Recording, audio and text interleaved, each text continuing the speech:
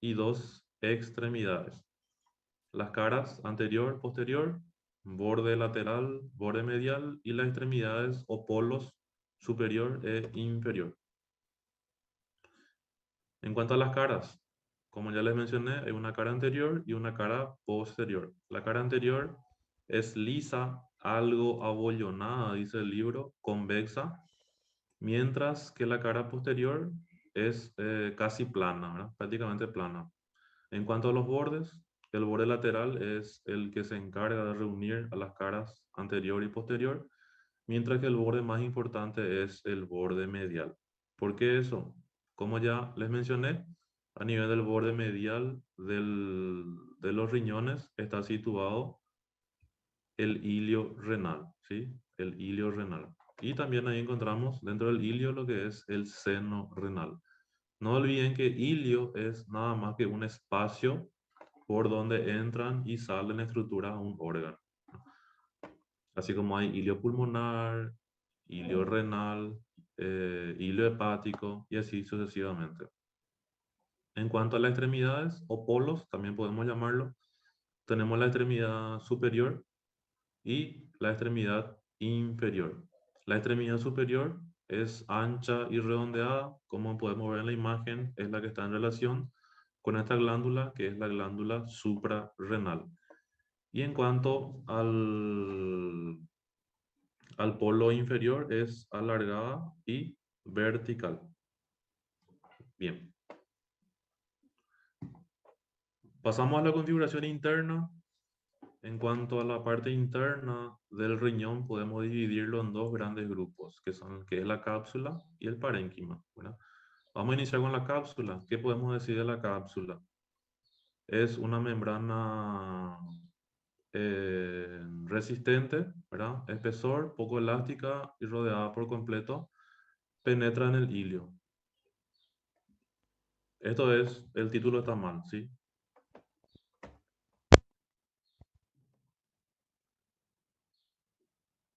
Parénquima renal. Dentro del parénquima renal tenemos la corteza. ¿Qué pasa con la corteza? ¿Qué es interesante? Si vamos a tomar algún punto de referencia en cuanto a lo que me gustaría que dé mayor enfoque, siempre va a ser el parénquima renal, ¿sí? El parénquima renal. Y vamos a ver qué es lo más importante.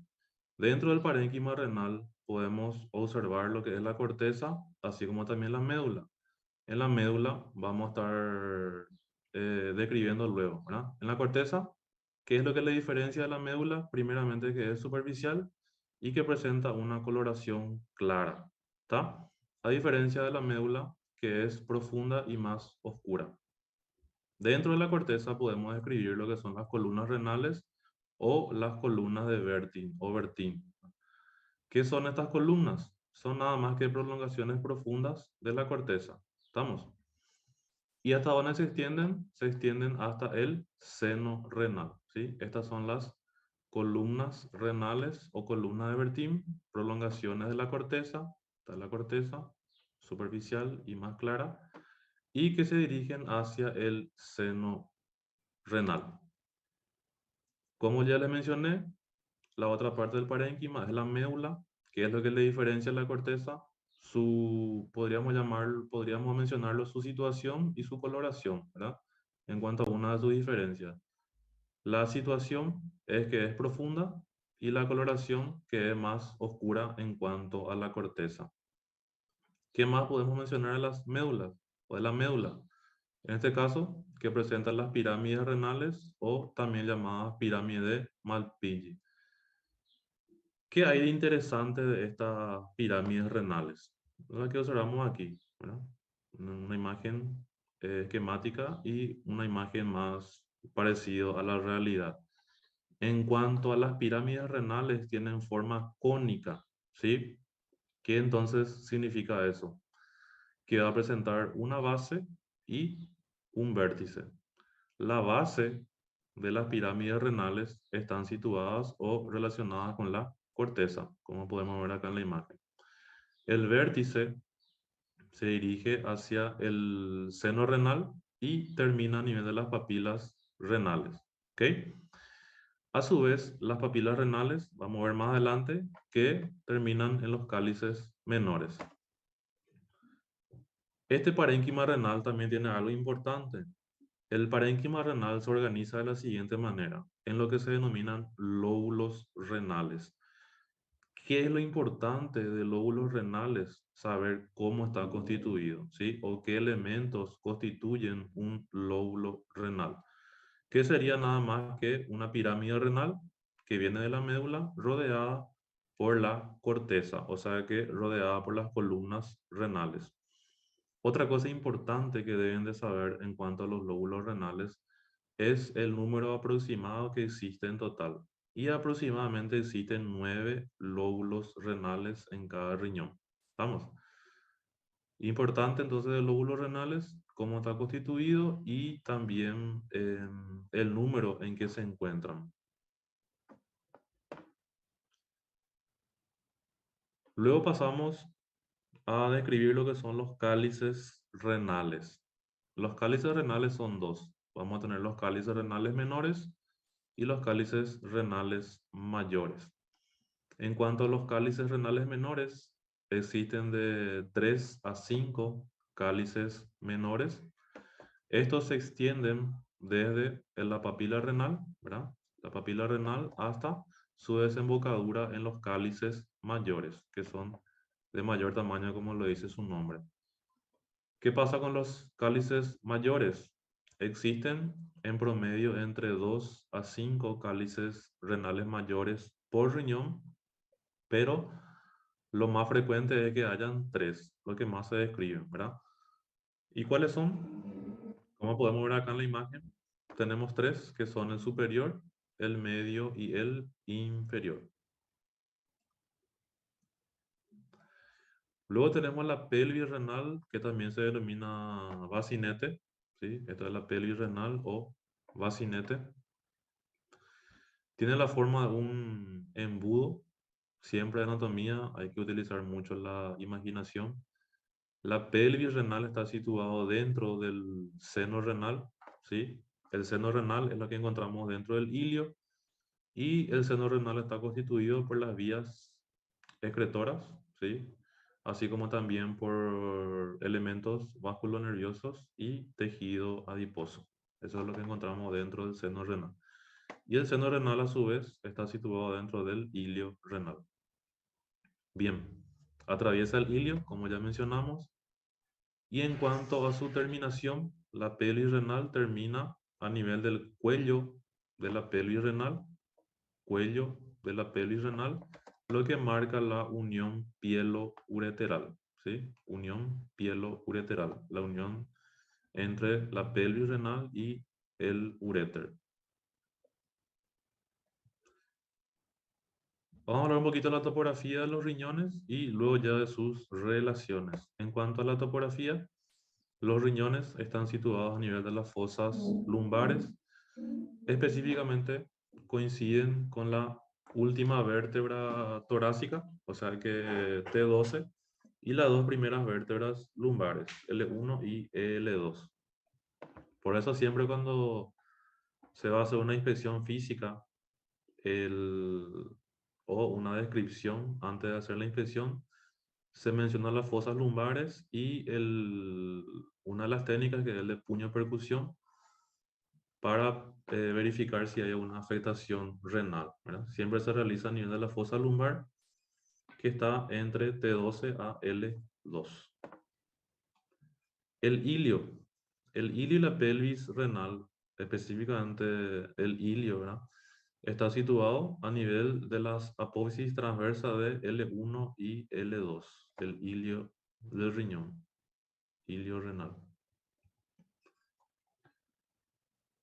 Como podemos ver en la imagen, el riñón derecho, este es el lado derecho, el lado izquierdo, el riñón derecho es más bajo, está en sentido más inferior que el riñón izquierdo.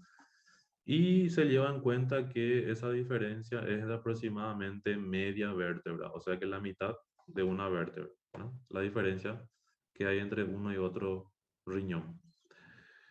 Y en la parte de relaciones, primeramente iniciamos con las relaciones inmediatas, las que se encuentran más próximas, que es en este caso la fascia renal. ¿Qué podemos decir de la fascia renal? La fascia renal se origina o proviene del tejido extraperitoneal. Esta fascia renal es la que lo va a constituir lo que es la celda renal, donde está situado el riñón. Y esta fascia renal en la parte lateral de los riñones se condensa, o sea que se engruesa y se divide en dos hojas. Va a tener una hoja anterior y una hoja posterior. Siempre es importante manejar también los otros nombres de estas hojas. La hoja anterior también se denomina de Gerota y la hoja posterior de Zuckerkamp. ¿Qué podemos decir de la hoja anterior de la fascia renal? Es delgada, ¿verdad? Lo que le va a diferenciar de la hoja posterior. Y además, en su parte anterior se encuentra reforzada por el peritoneo parietal posterior. ¿Sí? La hoja anterior y acá tenemos la hoja posterior. Y en cuanto a la hoja posterior, como ya les adelanté, se diferencia de la hoja anterior porque es más gruesa y resistente.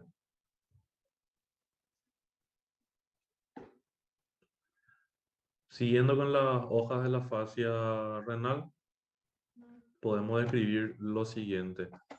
Hacia arriba, ambas hojas, tanto la hoja anterior como la hoja posterior, le rodean a la glándula suprarrenal. ¿Qué significa eso? Que va a pasar por delante y por detrás de la glándula suprarrenal.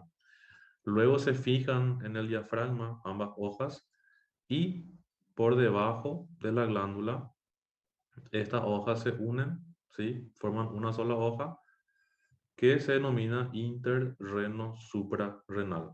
La hoja interreno suprarrenal. ¿Qué pasa abajo con las hojas de la fascia renal? En la parte inferior las hojas permanecen independientes, pero se encuentran, podríamos llamarlo, comunicadas una con la otra a través de lo que se denomina tractos fibrosos interrumpidos. ¿Por qué dice interrumpidos? Porque está atravesado por el uréter, por ejemplo. Y medialmente, ¿qué pasa con las hojas de la fascia renal? Rodean a la raíz renal, así como también rodean por su parte anterior y posterior a la aorta y a la vena cava inferior. Luego tenemos un espacio que se denomina espacio perirrenal. ¿En qué consiste o qué podemos decir de interesante de este espacio perirrenal? El espacio perirrenal es un espacio que está situado entre la cápsula y la fascia renal, ¿sí? La cápsula y la fascia renal. Y una de las cosas más importantes es su contenido. ¿Qué encontramos dentro del espacio perirrenal? Hay una grasa que se denomina grasa perirrenal o cápsula adiposa, ¿verdad? De la cápsula adiposa. Y otra característica que presenta el espacio perirrenal es que presenta una vascularización propia. Eso quiere decir que no depende de otro elemento para poder recibir su vascularización. Nada más que una imagen esquemática que van a encontrar en los libros. Y luego ya pasamos a las siguientes relaciones. Primeramente vamos a describir las relaciones anteriores y laterales y luego las relaciones posteriores. Las relaciones anterior y lateral son diferentes a la derecha y a la izquierda. Por lo tanto, vamos a describirlo por separado. ¿Cuáles son las relaciones anteriores y laterales del riñón derecho? Se describe las relaciones con el hígado, cara visceral del hígado, con la flexura cólica derecha y con la porción descendente del duodeno o segunda porción del duodeno, como ya vimos en las clases anteriores. Con el hígado específicamente deja su impresión renal. En la clase anterior vimos que en el lóbulo derecho, de adelante hacia atrás, encontrábamos ciertas impresiones, de los cuales la primera era la segunda era la impresión renal. Primero era la impresión cólica, luego la impresión renal y por detrás, más posterior, la impresión de la glándula suprarrenal. Bien, En cuanto a la flexura cólica derecha, ¿qué sucede? Se encuentra separada del riñón por una fascia de coalescencia, que en este caso consiste en la fascia retrocólica ascendente o la fascia de Toll 1. Así como también a sus lados encontramos el surco paracólico derecho. La porción descendente del duodeno o segunda porción del duodeno cubre o se relaciona con el borde medial, con el ilio y con la raíz del riñón, así como se encuentra separada del mismo por la fascia retroduodeno-pancreática o también conocida como fascia de Treitz.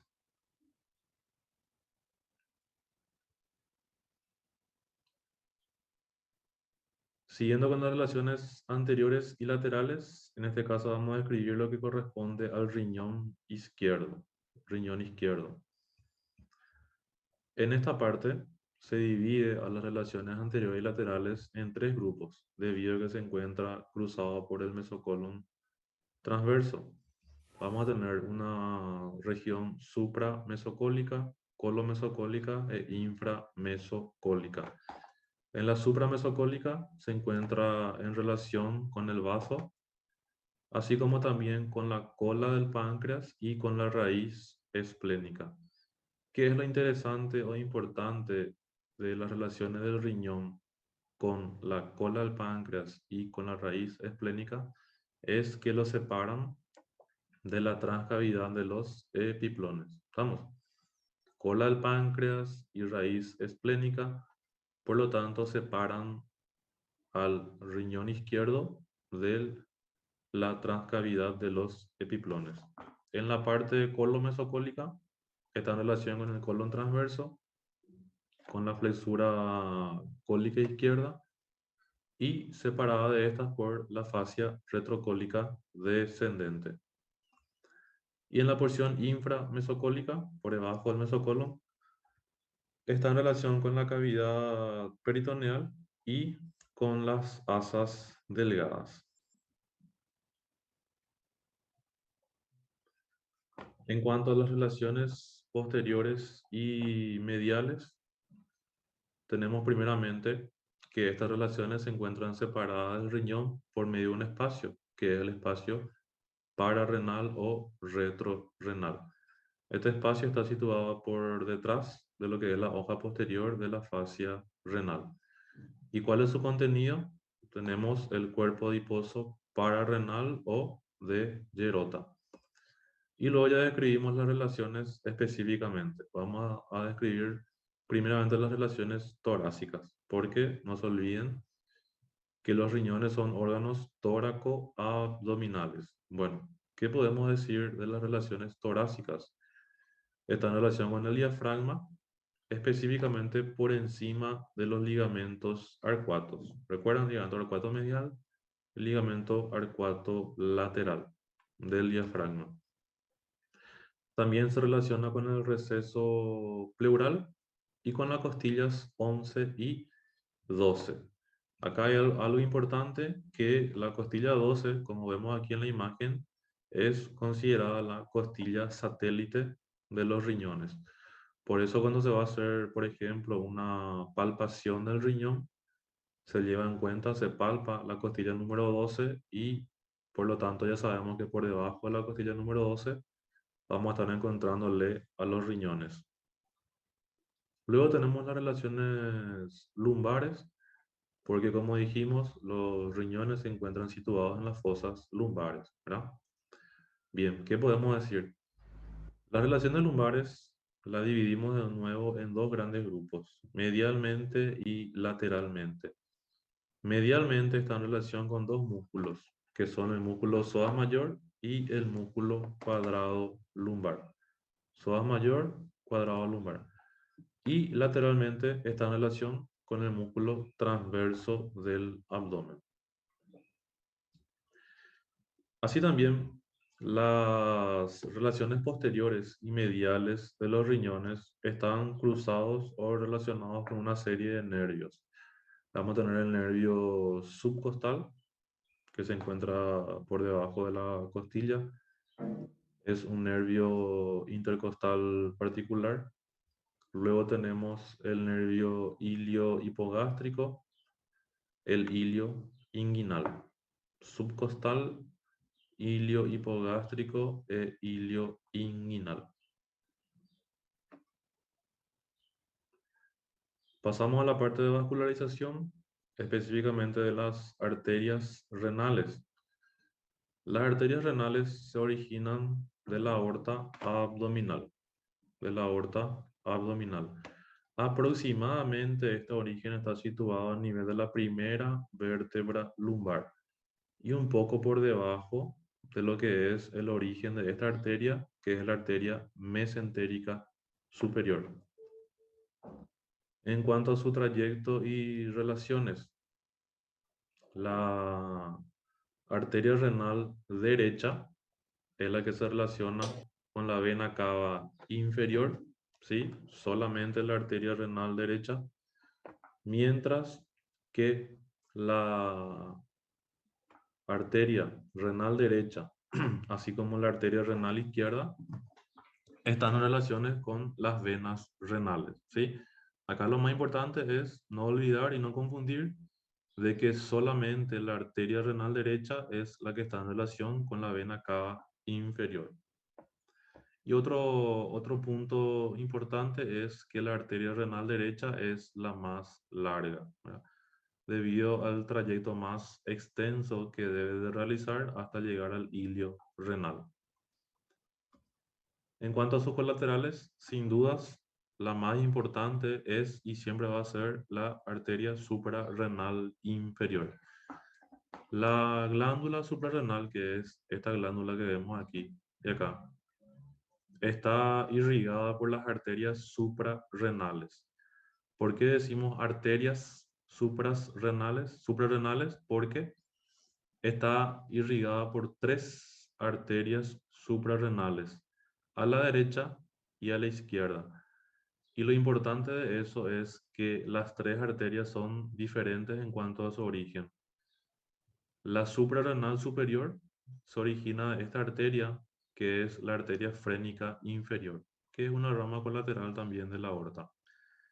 La suprarrenal media se origina directamente de la aorta abdominal, mientras que la suprarrenal inferior, como vemos en este caso, es la que se está originando de la arteria renal, tanto a la derecha como a la izquierda.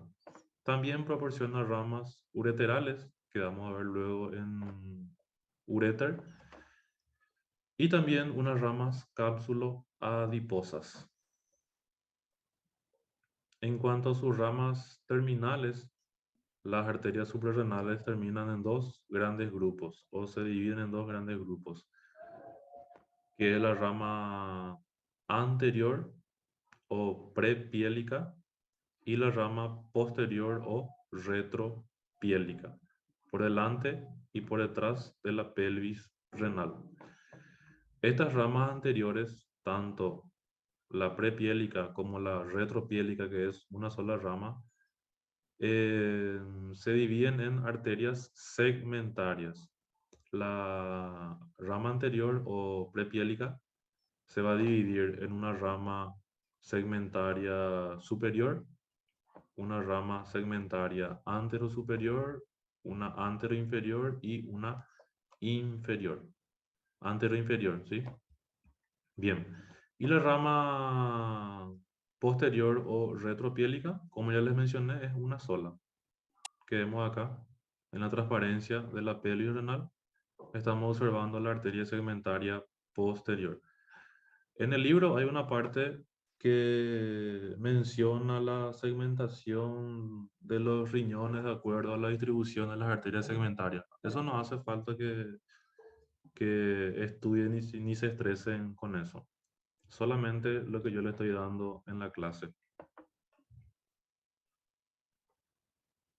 Luego, siguiendo con la irrigación, tenemos las venas renales, que también es bastante interesante. Las venas renales, resumiendo, se originan o se continúan de la unión de las venas interlobulares. ¿Qué más podemos decir? La vena renal derecha prácticamente no tiene mucho que decir, ¿verdad? Por lo tanto, la que más se describe y se estudia es la vena renal izquierda. Y vamos a ver por qué. La vena renal izquierda es la más larga. No se confundan con las arterias. La arteria, la más larga, es la arteria renal derecha. Y si hablamos de venas, la más larga es la izquierda. Otra característica de la vena renal izquierda es que cruza o pasa por delante de la aorta abdominal, como podemos ver acá en esta imagen, está cruzando o pasando por delante de la aorta abdominal y pasa por detrás o por debajo de la arteria mesentérica superior. Y esta es que ya conocemos desde la clase de duodeno y páncreas que habíamos dicho que a este nivel se forma una pinza vascular, la pinza aórtico-mesentérica, porque es una pinza que se forma entre la aorta abdominal y la arteria mesentérica superior. ¿Qué es lo importante de esa pinza vascular? Su contenido, ¿verdad? Y uno de sus contenidos, como ya habíamos desarrollado, es la vena renal izquierda, así como también el proceso unciforme del páncreas y la tercera porción del duodeno o la porción horizontal. ¿Vamos? Bien. Las venas renales reciben una serie de afluentes, de los cuales los más importantes o interesantes son, y principalmente la vena suprarrenal izquierda. Vamos. Porque la suprarrenal izquierda solamente termina en la vena renal izquierda. ¿Estamos? Otra característica que presenta la vena renal izquierda es que recibe a las venas gonadales, o sea que las venas ováricas y las venas testiculares. Cuando desarrollemos sistema reproductor en la próxima clase, vamos a ver que, por ejemplo, tomando en cuenta o como ejemplo el sistema reproductor masculino, las venas testiculares, su terminación es diferente a la derecha y a la izquierda. A la izquierda termina a nivel de la vena renal izquierda, como vemos acá, pero a la derecha, las venas testiculares derechas terminan en la vena cava inferior. Así también reciben las venas de la cápsula adiposa. En cuanto a su terminación, las venas renales de ambos lados, tanto la derecha como la izquierda, como podemos ver en la imagen, terminan en la vena mesentérica, vena cava inferior. Vena cava inferior. Los linfáticos renales, vamos a tener tres grandes vías o grupos que son las vías anteriores, medias y posteriores. Las vías anteriores y las medias se dirigen únicamente a los ganglios aórticos laterales, mientras que las vías posteriores depende. A la derecha se dirigen los ganglios retrocavos, como dice su nombre, por detrás de la vena cava, y a la izquierda también se dirigen hacia los ganglios aórticos laterales. Y en cuanto a la inervación, los riñones reciben su inervación por intermedio del plexo renal y esta se forma por la conjunción de varios elementos, ¿verdad? Ahí tenemos los ganglios aórticos renales, provenientes de los ganglios renales, de los nervios plánicos, así como también fibras que provienen de los ganglios mesentéricos superiores. Uréter. ¿Qué podemos decir de los uréteres? En cuanto a sus generalidades, los uréteres son conductos musculares, son delgados, lisos. Estos se extienden desde lo que es la pelvis renal, que ya vimos en qué consiste, hasta la vejiga, donde se produce su terminación, ¿verdad? En su trayecto, el uréter podemos diferenciarlo en tres porciones, que es la porción abdominal, la pelviana y la intramural, ¿verdad? En su terminación. En cuanto a sus dimensiones, tiene 30 a 35 centímetros de longitud en promedio y 6 a 8 milímetros de diámetro. Y en su trayecto también los uréteres presentan tres estrechamientos, que son a nivel de la unión pielo-ureteral, que marca el origen del uréter, a nivel del estrecho superior de la pelvis, donde está cruzando a los vasos ilíacos, así como también en la unión urétero-vesical, unión del uréter con la vejiga, o sea que es la terminación del uréter dentro de la vejiga. ¿Cuál es la importancia de saber estos estrechamientos? No es solamente para pasar el examen. Estos estrechamientos tienen su importancia funcional. ¿Por qué? Porque son los lugares donde nosotros podemos calcular en cuál de esos estrechamientos se pudo haber, por ejemplo, quedado un cálculo renal o una piedra del riñón, como se conoce comúnmente.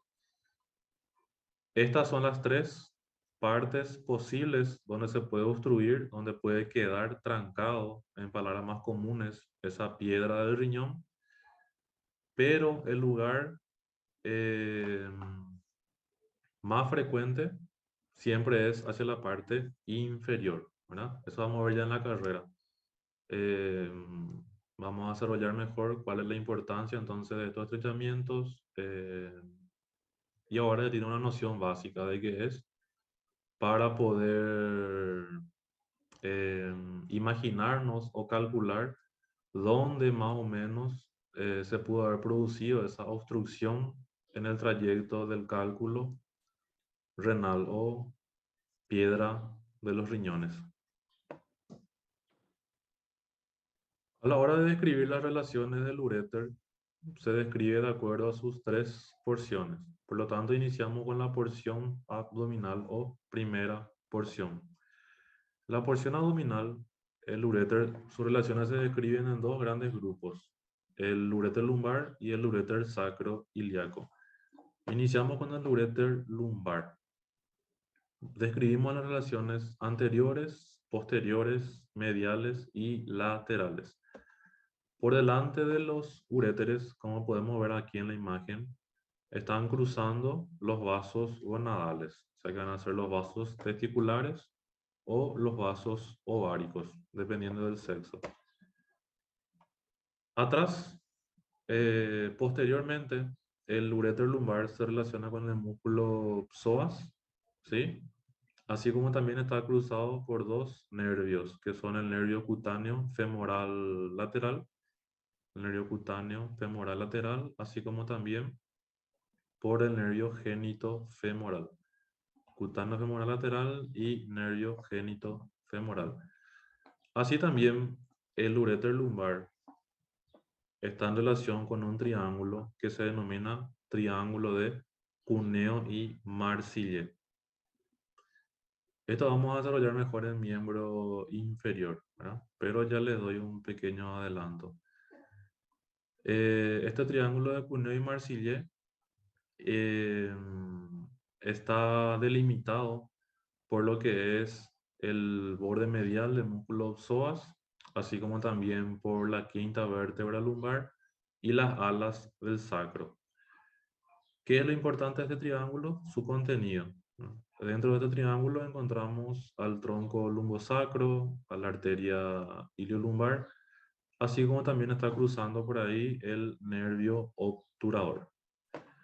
Medialmente, el uréter a la derecha está en relación con la vena cava inferior y el uréter izquierdo con la aorta abdominal.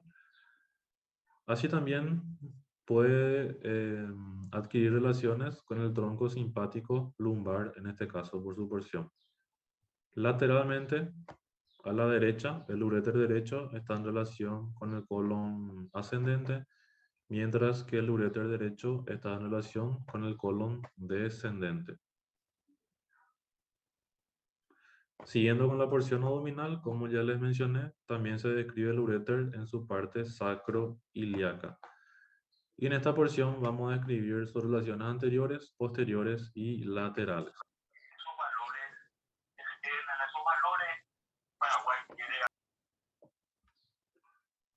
Bueno, tenemos un fenómeno que se conectó con el audio prendido. En fin, vamos a seguir. Adelante tenemos entonces la región seco-apendicular. ¿Qué significa eso? Está la parte del ciego y el apéndice vermiforme. Y a la izquierda, el uréter sacroiliaco. A la izquierda está en relación con el mesocolon sigmoide. Atrás, en la parte posterior, el uréter cruza por delante de o sea, cruza las arterias ilíacas comunes. Y acá tenemos algo muy importante, que es la famosa ley de Luschka. ¿Por qué se produce esta ley de Luschka? Porque la terminación de la aorta abdominal, como vemos aquí, la terminación de la aorta abdominal es asimétrico, ¿sí? Y debido a eso, el uréter derecho y el uréter izquierdo no cruzan a los mismos elementos a la derecha y a la izquierda. ¿Qué pasa entonces? El uréter derecho, como vemos aquí en la imagen, está cruzando por delante de lo que es la arteria ilíaca externa, que ya es una rama terminal de la arteria ilíaca común. Mientras que a la izquierda, el uréter izquierdo está cruzando por delante de la arteria ilíaca común. ¿Estamos? A la derecha, entonces el uréter cruza por delante de la arteria ilíaca externa y a la izquierda cruza por delante de la arteria ilíaca común. Eso es lo que se denomina ley de Luschka. Y siempre es importante, siempre se está preguntando, entonces lleven en cuenta eso. Y lateralmente está seguido por los vasos gonadales, testiculares, ováricos, dependiendo. Y así también se encuentra en relación con el nervio génito femoral. Estos son los vasos gonadales y acá tenemos el nervio génito femoral. Su segunda porción, que es la porción pelviana, o algunos libros también lo llaman porción pélvica, describimos lo siguiente. En el hombre y en la mujer es diferente, por lo tanto también vamos a describirlo de forma separada. ¿Qué podemos mencionar en cuanto a las relaciones del uréter pelviano en el hombre? Se divide o se describe en dos segmentos, un segmento parietal y un segmento yuxtavesical. En el segmento parietal, el uréter se encuentra entre la pared pelviana lateralmente y el recto medialmente. En este segmento está en relación, como podemos ver aquí en la imagen, con el paquete vasculonervioso obturador, así como también con la arteria umbilical. Paquete vasculonervioso obturador y la arteria umbilical. Y en el segmento yuxtavesical, el uréter ya es retrovesical, por detrás de la vejiga. En este trayecto está acompañado por una fascia que se denomina fascia pelviana visceral. ¿Qué es lo interesante de esta fascia pelviana visceral a este nivel? Que le encuentra contenida una arteria, que es la arteria vesical inferior, así como también tiene algunos ramos nerviosos que se originan del plexo hipogástrico inferior. Así como también el uréter se encuentra cruzado, como vemos aquí en la imagen, este es el uréter, y está cruzado por arriba por este elemento que es el conducto deferente, que se encuentra en el hombre. Conducto deferente cruzando por arriba del uréter. Siguiendo con la porción pelviana, ahora específicamente en el caso de las mujeres. ¿Qué pasa en la mujer? Debido a la presencia del ligamento ancho, el uréter en su porción pelviana en las mujeres se divide en tres segmentos: por detrás, por debajo y por delante del ligamento ancho. Su nominación es retroligamentoso, por detrás del ligamento; infraligamentoso, por debajo del ligamento; y preligamentoso, por delante del ligamento. En el segmento retroligamentoso, el uréter está cruzado por la arteria uterina y medialmente se relaciona con el ovario y con el recto, ¿sí? Cruzado por la arteria uterina y medialmente está en relación con el ovario, así como también con el recto. En el segmento infraligamentoso, el uréter está situado dentro del parametrio. Vamos a ver en la clase femenina en qué consiste. Y a este nivel, en el segmento infraligamentoso, el uréter tiene una relación muy importante. Se encuentra situado dentro de una pinza vascular. ¿Y qué es lo que hay que saber de esa pinza vascular? Obviamente, cuáles son las arterias que forman esa pinza. Y esta pinza vascular, por donde se encuentra el uréter, está formada por arriba, por la arteria uterina, y abajo, por la arteria vaginal. ¿Estamos? O sea, la arteria uterina y la arteria vaginal forman una pinza vascular por donde está atravesando el uréter. ¿En qué segmento? El segmento infraligamentoso. Y por último tenemos el segmento preligamentoso, donde el uréter recorre por el tabique vésico vaginal y también marca ahí se corresponde con el trígono vaginal. Por último, tenemos la porción intramural, que es lo que marca la terminación del uréter dentro de la vejiga, por dentro de la pared, ¿verdad? Intramural. Acá nada más debemos llevar en cuenta los orificios ureterales, el derecho y el izquierdo, que son los orificios que marcan la terminación del uréter. ¿Y qué hay de interesante acá? Estos orificios ureterales, el derecho y el izquierdo, están unidos por este pliegue. El pliegue que se denomina interuretérico. Bien simple. Interuretérico porque se encuentra entre los dos orificios ureterales. ¿Y qué hay de interesante con estos orificios ureterales? Que junto con el orificio interno o el esfínter, donde está el esfínter interno de la uretra, forma lo que se denomina trígono vesical. El trígono vesical, que vamos a ver mejor en vejiga. Pues el trígono vesical está delimitado por los dos orificios ureterales y por el orificio interno de la uretra. Orificios ureterales, orificio interno de la uretra. En cuanto a los vasos ureterales, vamos a describir principalmente las arterias y los linfáticos, ¿verdad? Las venas no tienen muchas cosas o prácticamente nada que mencionar de interesante. Las arterias ureterales se dividen en dos grandes grupos, que son las arterias ureterales largas y las arterias ureterales cortas. ¿Qué es lo que hay que saber de esto? Simplemente de dónde se originan o de dónde provienen, ¿verdad? Las arterias ureterales largas provienen o se originan de la arteria renal, así como ya vimos en riñón. Habíamos mencionado de que la arteria renal proporciona una colateral, que son las ureterales. Y en la parte inferior, las arterias ureterales largas provienen de la arteria umbilical, de la arteria umbilical. ¿Qué pasa con las arterias ureterales cortas? En la parte superior se origina de las arterias gonadales, como vemos aquí, de las arterias gonadales, y en la parte inferior se origina, en el caso de las mujeres, también de la arteria uterina, así como también de la arteria vesical inferior. En cuanto a los linfáticos, se dividen en dos grandes grupos, un grupo superior y un grupo inferior. El grupo superior se dirige hacia los ganglios linfáticos renales y el grupo inferior hacia los ganglios ilíacos internos. ¿Estamos? Ganglios renales y los ganglios ilíacos internos.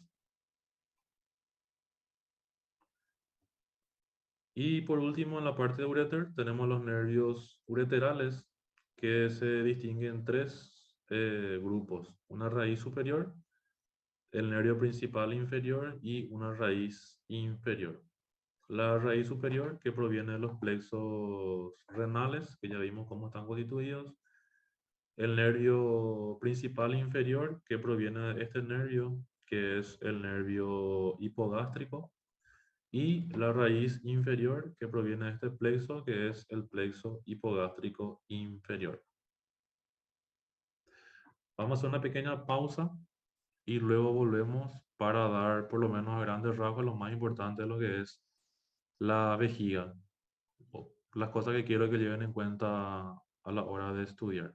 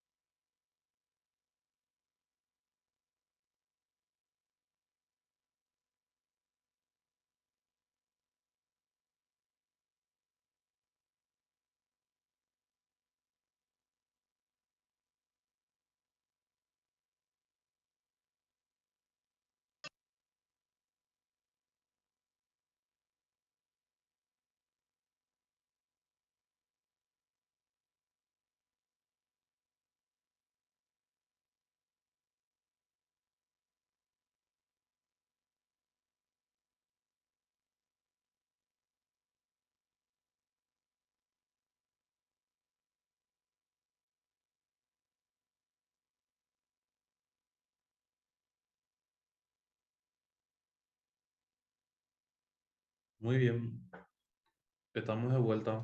¿Me confirman, por favor, si me escuchan bien antes de iniciar?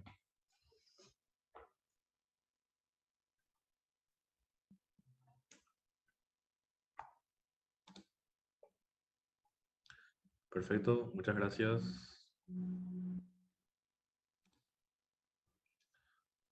Ok, vamos a seguir entonces con la última parte que es vejiga. Como les mencioné, vamos a tratar de apuntar a las cosas más importantes de vejiga, ya que las clases son más para eso, ¿no? Son más para tomar apuntes y que sirva de guía. Como ya sabemos, lastimosamente no da para desarrollar al 100% como sería en un cursillo privado. Y también por el motivo que ya saben en mi caso de que estoy dividido de aquí para allá entre las actividades del trabajo, la enseñanza del CPI y también los posgrados que siempre estoy siguiendo para no quedar desactualizado. Muy bien, vamos a seguir entonces. Vejiga, a ver qué interesante que podemos apuntar para vejiga. Incluso le quité los efectos de los slides para no perder mucho tiempo con ellos, ¿no? En cuanto a la generalidad de la vejiga, consiste en un reservorio muscular. Que todo reservorio siempre es para que se pueda acumular algo, ¿verdad? En este caso, va a recoger y va a acumular la orina. En cuanto a su situación, la vejiga está situada en la cavidad pelviana. Y acá hay algo interesante e importante. Diferencia entre la vejiga femenina y la vejiga masculina.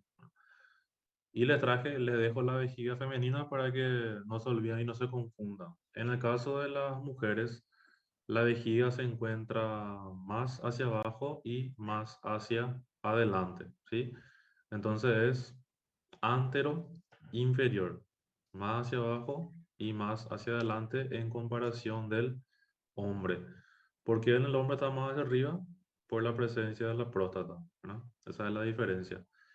En cuanto a la capacidad fisiológica normal, la capacidad normal, sin forzar, es de 250 a 300 ml, pero puede alcanzar hasta 2 a 3 litros de orina acumulada.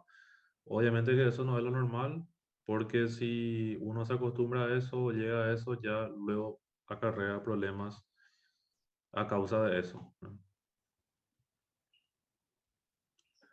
Para describir a la vejiga, siempre se describe de acuerdo a dos formas: la vejiga vacía y la vejiga llena.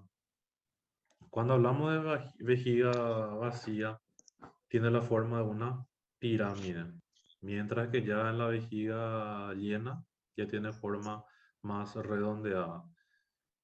Como que lo compara con una pirámide, entonces la vejiga vacía va a presentar un vértice, que es lo que observamos aquí, y del vértice se desprende un ligamento que es el ligamento umbilical medio, también conocido como uraco. Vamos, el fondo de la vejiga sería en sentido en la parte postero inferior y por debajo por debajo del fondo vemos esta zona triangular que ya conocemos, que es el trígono vesical. El trígono vesical, que volviendo a repetir, se encuentra delimitado por los dos orificios de terminación del uréter dentro de la vejiga, así como el orificio interno de la uretra. Y por último, tenemos el cuello de la vejiga, que es el que contiene el orificio interno de la uretra. Por lo tanto, podemos decir que el trígono vesical se encuentra entre el cuello y el fondo de la vesícula, vejiga, perdón. En cuanto al cuerpo, vesícula, dije, estaba pensando en mi clase de cirugía. Bueno, el cuerpo. El cuerpo de una vejiga eh, describimos cuatro caras, ¿verdad? Tenemos la cara antero-inferior, una cara póstero-superior y las caras laterales. Esta sería la cara antero-inferior, la cara póstero-superior, que vamos a ver que es la cara peritoneal, y las caras laterales. Y en cuanto a la vejiga llena, como ya le dije, tiene una forma redondeada, a diferencia de la vejiga vacía, que tiene una forma más triangular, ¿verdad? ¿Qué hay de interesante en cuanto a la vejiga llena? Que se puede preguntar de que cuál es la diferencia en cuanto a la posición de una vejiga llena y una vejiga vacía, ¿no? En el caso de la vejiga llena, hay dos grandes grupos, la parte que se modifica y la parte que no se modifica. La parte que se modifica es la parte que asciende, se eleva, y eso corresponde al vértice y al cuerpo, mientras que la parte que queda fija corresponde al fondo y al cuello. ¿Estamos? Parte que se modifica y parte que no se modifica. Para explicar en pocas palabras lo que consiste esto. ¿Cuál es la que asciende? ¿O cuáles son las que ascienden y cuáles son las que permanecen fijos? Luego pasamos a la configuración interna de lo que es la vejiga. En cualquier momento me va a salir la vesícula. Vejiga, parte interna de la vejiga. En cuanto a su coloración, la vejiga tiene una coloración rosa pálida. La mayor parte de su superficie es lisa, excepto algunas partes donde presenta unos repliegues o relieves musculares. Que es lo más importante, yendo directamente a lo interesante de la configuración interna de la vejiga, es que en su porción inferior presenta nuestro famoso triángulo o trígono vesical, que también se conoce como trígono de Lietau. Y una vez más repitiendo, el trígono vesical se encuentra delimitado por los dos orificios de terminación del uréter, que son los orificios ureterales, y en la parte inferior está delimitado por el orificio interno de la uretra. En el borde posterior de la parte interna de la vejiga, encontramos una estructura que se denomina úvula vesical. Esta úvula vesical es importante en las personas mayores de edad, ¿verdad? Ya los que están allá por la tercera edad, debido a que en estos pacientes generalmente se encuentra más desarrollado de lo normal esa úvula vesical, es una saliente más desarrollada y se conoce como enfermedad del cuello, ¿verdad? Ya que está situado a nivel del cuello de la vejiga. El peritoneo también es algo muy importante de vejiga y quiero que le den mucha importancia a eso. Primeramente que hay que saber cuáles son las partes que se encuentran peritonizadas o tapizadas por peritoneo. Y esas partes corresponden a la cara posterior superior, como ya dijimos hace rato, que es la cara peritoneal, así como también las caras laterales. Ahora, ¿dónde viene la parte más importante? Cuando habla de los reflejos del peritoneo. ¿Dónde se refleja el peritoneo y qué forma o qué delimita? Y eso vamos a describir en tres grandes partes. En la parte anterior, ¿sí? En la parte anterior, en las partes laterales y en la parte posterior.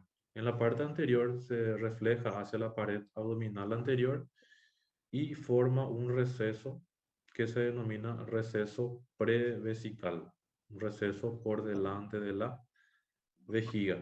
Y algo interesante en este receso prevesical es que está en relación con la vejiga llena, ¿ok? Con la vejiga llena. Vejiga vacía no, vejiga llena. Lateralmente están las fosas paravesicales. La palabra para en anatomía siempre es a los lados, ¿verdad? Y en la parte posterior atrás depende si es hombre o mujer. En el caso de las mujeres se refleja y forma el fondo de saco vésico uterino, ¿está? Vésico uterino, así como también el recto uterino o fondo de saco de Douglas. Este fondo de saco de Douglas, como vamos a ver en la parte de femenino, ya adelantando un poquito, es muy importante en la parte de cirugía, donde se puede diagnosticar procesos inflamatorios dentro de la cavidad peritoneal utilizando el tacto, ¿verdad? Si se acumula líquido dentro del fondo de saco de Douglas al tacto, la paciente grita de dolor. Entonces, lo que se conoce clásicamente en cirugía como el grito de Douglas. Y en el caso del hombre, se refleja hacia atrás y forma el fondo de saco recto vesical. En cuanto a la musculatura de la vejiga, la más importante sin ninguna duda es el músculo detrusor.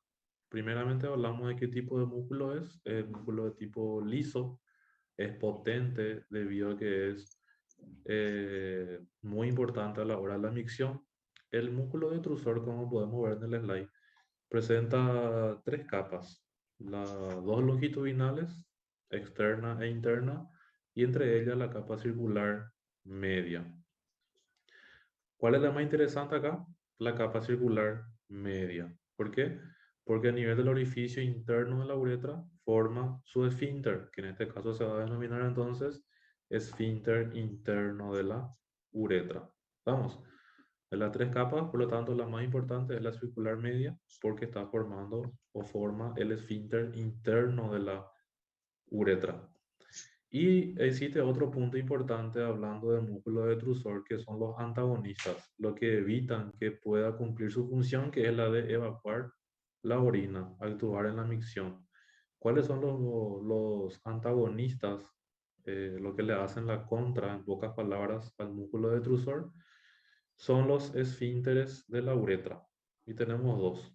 El interno, que es liso, ¿sí? Solamente relacionen. Recuerden que el esfínter interno está formado por una de las capas del músculo detrusor. ¿Qué tipo de músculo es el detrusor? Es un músculo liso. Por lo tanto, el interno es liso e involuntario. Mientras que el externo es estriado, musculatura de tipo estriado y voluntario. Saber bien la diferencia entre los esfínteres interno y externo. Cuál es liso, cuál es estriado, pero fundamentalmente cuál es involuntario y cuál es voluntario. ¿Cuál de ellos depende de nuestra voluntad? ¿Cuál podemos controlar de acuerdo a nuestra voluntad, a nuestra necesidad y obviamente de acuerdo a la situación en que estamos, ¿verdad? Porque dependiendo de la situación en que estamos, podemos voluntariamente controlar nuestro esfínter para que no se produzca la micción. Bien, pasamos a la parte de relaciones. Y las relaciones vamos a estar describiendo de acuerdo a cada una de las partes de la vejiga. Iniciamos con la cara antero-inferior. Para empezar, la cara antero-inferior depende en si es si hablamos de la vejiga vacía o si estamos hablando de la vejiga llena. Si vamos a describir la vejiga vacía, eh, la cara antero-inferior es retropúbica, o sea que está por detrás del pubis, retropúbica. Y si vamos a describir la relación de la cara antero-inferior de una vejiga llena, correspondería ya a la pared abdominal anterior. Recuerden que en la vejiga llena hay dos porciones que ascienden, que elevan. En general, la cara anteroinferior de la vejiga está en contacto con los ligamentos o le encontramos los ligamentos pubovesicales, tanto en la mujer como en el varón. Y en el varón también vamos a estar encontrando lo que son los ligamentos puboprostáticos. ¿Qué hacen estos ligamentos pubovesicales? Conectan nada más que el pubis a la vejiga, ¿verdad? Cara anteroinferior de la vejiga. En cuanto a otra relación, tenemos la fascia umbilical prevesical. ¿Qué hay de interesante de esta fascia umbilical prevesical que observamos aquí en la imagen? Esta fascia umbilical prevesical parte de la vejiga, asciende hacia el ombligo acompañando al ligamento umbilical medio y lateralmente se extiende entre los dos ligamentos umbilicales mediales. ¿Está? Se inicia en la vejiga, asciende en dirección al ombligo, acompañado del ligamento umbilical mediano y lateralmente se encuentra entre los ligamentos umbilicales mediales. Siguiendo con la cara antero-inferior, en cuanto a las relaciones retropúbicas, la que está por detrás del pubis, lo más importante ahí es que tenemos el espacio retropúbico de Retzius. No olvidar el espacio retropúbico de Retzius. ¿Qué es lo más interesante de este espacio y que siempre se le va a preguntar, ya sea en el CPI, en la carrera, en los hospitales, cuando vayan a sus prácticas, es su contenido principal? ¿Qué es lo que encontramos principalmente dentro del espacio retropúbico de Retzius? Se encuentran varios elementos, pero lo que siempre nosotros queremos escuchar cuando se les pregunta es el plexo venoso retropúbico de Santorini. El plexo venoso, que vemos aquí, el plexo venoso retropúbico de Santorini. Ahora bien, ¿qué pasa con las relaciones abdominales de la cara antero-inferior? Específicamente, en este caso sería la vejiga llena, ¿verdad? Porque recuerdan que la vejiga llena ya era con la pared abdominal anterior y la vejiga vacía con la parte retropúbica, ¿verdad? Por detrás del pubis. Bien, las relaciones abdominales específicamente va a estar con los músculos rectos del abdomen. Ahí vamos a tenerle al recto anterior, así como también al piramidal cuando existe. Estos músculos se encuentran separados de la vejiga por medio de la fosa supravesical, la fascia transversalis y la fascia prevesical. Algo interesante en esta parte de relaciones abdominales es que la vejiga puede llegar hasta el anillo inguinal profundo. ¿Y cuál es la importancia funcional de esta información? Es debido a esto que en algunas hernias solemos observar de que su contenido puede ser una parte de la vejiga, ¿sí? ¿Y por qué se produce eso? Porque la vejiga puede llegar hasta el anillo inguinal profundo. ¿Qué pasa con la cara superior, que es la cara peritoneal o la cara peritonizada? Sus relaciones dividimos o la describimos de acuerdo a si es en masculino o femenino. En el hombre, la cara superior se encuentra, en este caso acá, con la cara superior, se encuentra relacionada con las asas delgadas en la parte posterior con el recto y la vejiga se encuentra separada del recto por el fondo de saco recto vesical.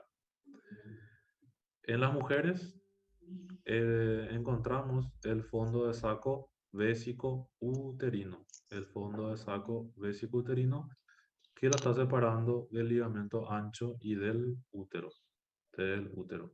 ligamento ancho y el útero. En la cara lateral habíamos dicho que tiene una pequeña parte que es peritonizada, pero la cara lateral también tiene una parte que es subperitoneal, por debajo del peritoneo, ¿sí? Estas relaciones corresponden al espacio pelvis-subperitoneal. Espacio pelvis-subperitoneal. ¿Qué es lo importante de este espacio que le va a servir y que quiero que sepan? Con qué músculo se encuentra relacionado principalmente. Y está en relación con el músculo elevador del ano. ¿Qué pasa acá? El músculo elevador del ano y la vejiga en su cara lateral subperitoneal se encuentran separados por un canal. Bien, pero ¿cuál es la importancia de ese canal? Saber que por ese canal se desliza una arteria, que en este caso es la arteria umbilical. La arteria umbilical, por lo tanto, se desliza por el canal que se forma o que separa el músculo elevador del ano de la cara subperitoneal de la vejiga. Y también tiene relaciones importantes en el hombre y en la mujer. En el hombre, este espacio se encuentra cruzado por el conducto deferente, mientras que en la mujer se encuentra cruzado por el ligamento ancho. Las relaciones del fondo, debido a las diferencias, lo describimos por separado. Las relaciones del fondo en el hombre y las relaciones del fondo de la vejiga en la mujer. En el hombre, en la parte póstero superior se encuentra en relación con las vesículas seminales, ¿sí? Con las vesículas seminales. También está en relación con los conductos deferentes, el uréter y un tabique muy importante, que es el tabique recto vesical. También se denomina aponeurosis próstato-peritoneal de non-biliars. Y en la parte antero-inferior del fondo vesical masculino está en relación con la próstata y también a este nivel se encuentra perforado. ¿Para qué está esa perforación? Es por la presencia del orificio interno de la uretra. Orificio interno de la uretra. El fondo vesical femenino está en relación con el istmo del útero.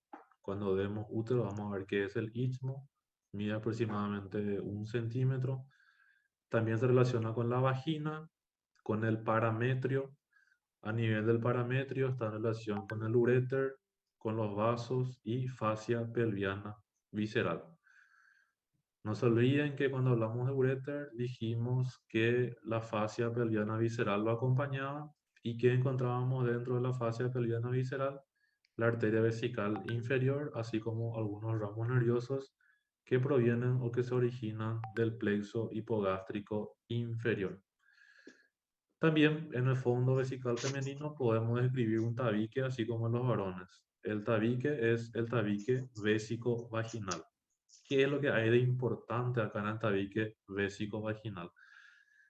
Que este tabique lo dividimos en una parte superior y una parte inferior. La parte superior corresponde al trígono vaginal y la parte inferior se engruesa, se condensa y ahí se forma una fascia que se denomina fascia subvesical o también llamada comúnmente como fascia de Halvan. ¿Estamos? La parte superior entonces está el trígono vaginal y en la parte inferior la fascia de Halvan o fascia subvesical. En cuanto a la irrigación, las arterias vesicales, lo importante que quiero que sepan y le den siempre énfasis y en mayor enfoque es en el origen de las arterias que irrigan estos elementos, ¿verdad? Las arterias vesicales están irrigadas por varias arterias, entre las cuales se destacan las vesicales superiores. Las vesicales superiores se están originando de la arteria umbilical, específicamente de su porción permeable, ¿verdad? Después tenemos un grupo inferior que proviene de la arteria vesical inferior, un grupo posterior que viene de la arteria rectal media y principalmente de la vesical inferior, y un grupo anterior que proviene de la arteria pudenda interna, ¿verdad? Todas estas arterias tienen un origen común, podemos llamarlo a grandes rasgos, que sería la arteria ilíaca interna, ya que todas estas ramas que estamos mencionando son ramas de la ilíaca interna. Por lo tanto, si se dice que las arterias que se encargan de irrigarle a la vejiga se originan o provienen de la arteria ilíaca interna, es correcto, ¿verdad? En cuanto a los linfáticos de la vejiga, tenemos 3 grupos que son anteriores, laterales y los inferiores. Tanto los anteriores como los laterales se dirigen a los ganglios ilíacos externos, mientras que los inferiores van a los ganglios ilíacos internos. 2 externos y 1 interno. Y por último, los nervios vesicales, tenemos elementos simpáticos, parasimpáticos principalmente, y también nervios posteriores. Los elementos simpáticos o los nervios con fibras simpáticas provienen del nervio hipogástrico, que ya vimos cuando hablamos de la primera parte urinaria. Estos son los nervios hipogástricos. así como también de la porción simpática sacra. Las fibras parasimpáticas llegan a la vejiga por medio de los nervios sacros 3 y 4, específicamente los ramos anteriores del tercer y cuarto nervio sacro, así como también del nervio esplácnico pélvico o nervio de Ecker. Y los nervios posteriores son los que proporcionan una pequeña parte sensitiva, motora, así como también vasomotora. Bien, con esto entonces culminamos la clase del día de hoy. Voy a dejar todavía conectado por unos minutos, así como solemos hacer, por si haya alguna consulta. Espero que haya podido hacerlo más fácil y simple la clase. Para los que ya leyeron todo, sirvió de repaso. Para los que no leyeron aún, ya para tener una pequeña idea a la hora de leer.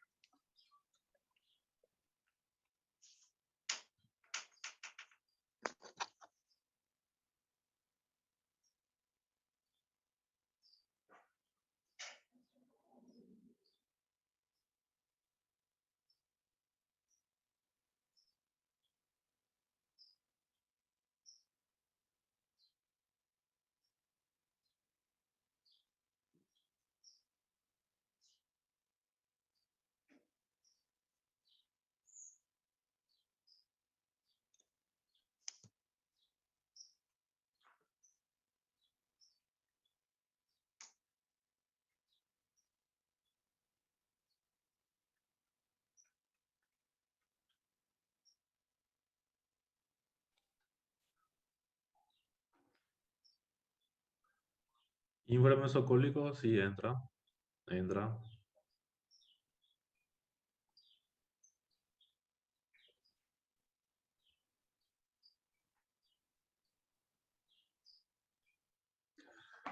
Miembros inferiores. Bueno, yo por ejemplo recomiendo de acuerdo a mi experiencia, ¿verdad? Yo prefiero desarrollar por regiones. Por ejemplo, toda la parte osteomuscular de muslo, después toda la parte osteomuscular de pierna y por último de pie. Considero que es más fácil de ir relacionando. Yo utilizo ese método porque aprendí de esa manera, entonces me parece un poco más fácil eso, ¿no? Pero eso depende mucho si estudias solo, si haces parte de un cursillo, porque los cursillos privados tienen de nuevo su metodología de enseñanza. Yo también llegué a enseñar un tiempo a alumnos que se estaban preparando para el CPI y siempre utilicé ese mismo método y resultaba bastante efectivo. Estudiar primeramente por regiones, que por ejemplo estudiar todo hueso y después todo músculo, para mí se complican al utilizar ese método. Triángulo de Kuhnemer-Marsillès, sí, está delimitado por la parte medial del músculo psoas, ala del sacro y la quinta vértebra lumbar. Sus contenidos más importantes son el tronco lumbosacro, la arteria iliolumbar, así como también el nervio obturador. Sí, yo indicaría que se acompañe a la parte osteomuscular ya con la vascularización e inervación. A no ser que de repente los territorios vasculares sean extensos y sea mejor estudiarlo por separado en una clase, exclusivamente territorio vascular o territorio nervioso. Pero la parte de hueso y músculos es lo que yo siempre recomiendo que, bueno, desde mi punto de vista, ¿verdad? Que se estudie por regiones.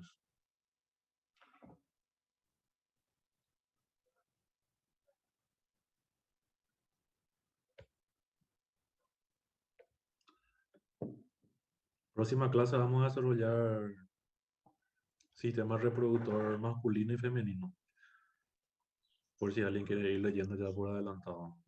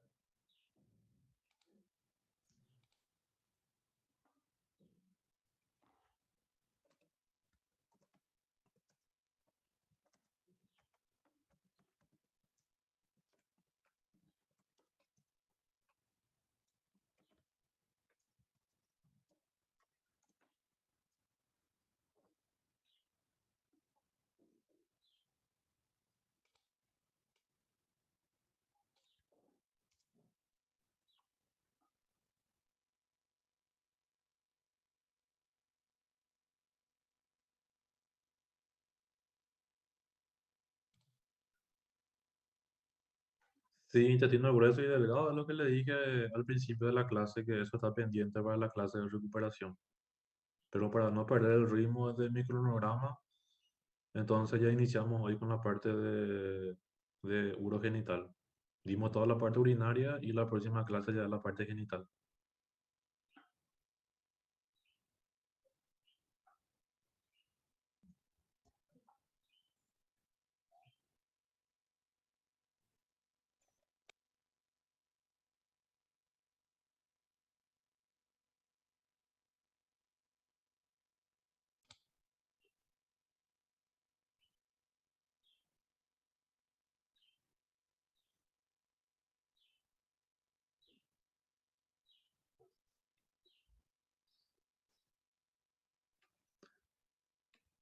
Estudien bien las otras materias. Este parcial yo voy a estar más bueno de lo normal.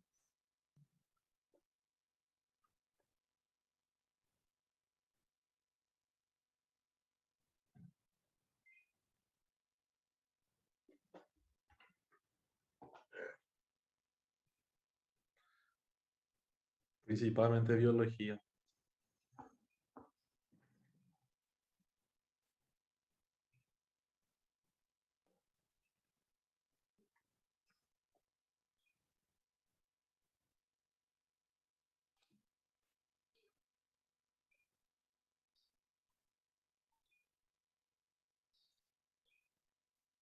No sé, bueno, no, las preguntas no fueron luego muy difíciles del primer parcial.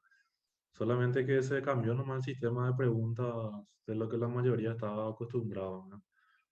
Pero se van a dar cuenta que cuando pasan a la carrera son las cosas básicas que tienen que saber. Y algo que estoy seguro es de que cada año luego entran con una buena base en anatomía. Pero estoy más que seguro que el año que viene vamos a tener una mejor base aún porque también ya estamos incluyendo la parte clínica y funcional, ¿no? Ahí solamente ustedes son los que salen ganando. Ya se ahorran unas cuantas semanas y unas cuantas lágrimas el año que viene porque es jodido estudiar algo totalmente nuevo en la carrera. O si no, pregúntenle a los bichos.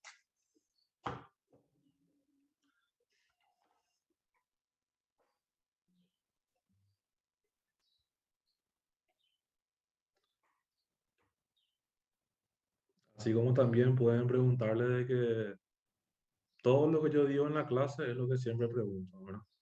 Por ese lado yo soy muy justo con los exámenes, no voy a estar preguntando nada de lo que yo no haya desarrollado o algo que no tenga nada que ver. Siempre lo que se les pregunta es algo importante, algo que se desarrolló en clase y que soy el más bueno de todos los profesores del primer año. Ponele. Así dicen cuando quieren pasar el examen. ¿Alguna pregunta más?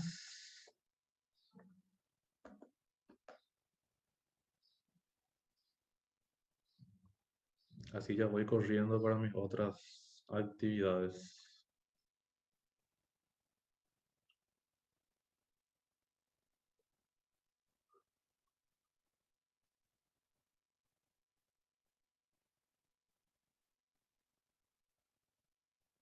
Bueno, como le dije, espero que haya sido útil la clase. Para mí siempre es un gusto poder compartir con ustedes la clase en este formato. Lastimosamente por los motivos que ya saben, no podemos hacerlo todos los viernes de seguido, ¿verdad? Pero cada vez que se pueda o pueda dejar de lado otras cosas y siempre darle prioridad a ustedes, vamos a estar desarrollando la clase de esta manera. Bueno, como siempre, un gusto compartir una vez más con ustedes y nos vemos la próxima semana. Ojalá de nuevo por este mismo sistema. O en todo caso, ya sería otra vez en formato de video aula. Chau, chau, nos vemos. Cuídense. Un abrazo.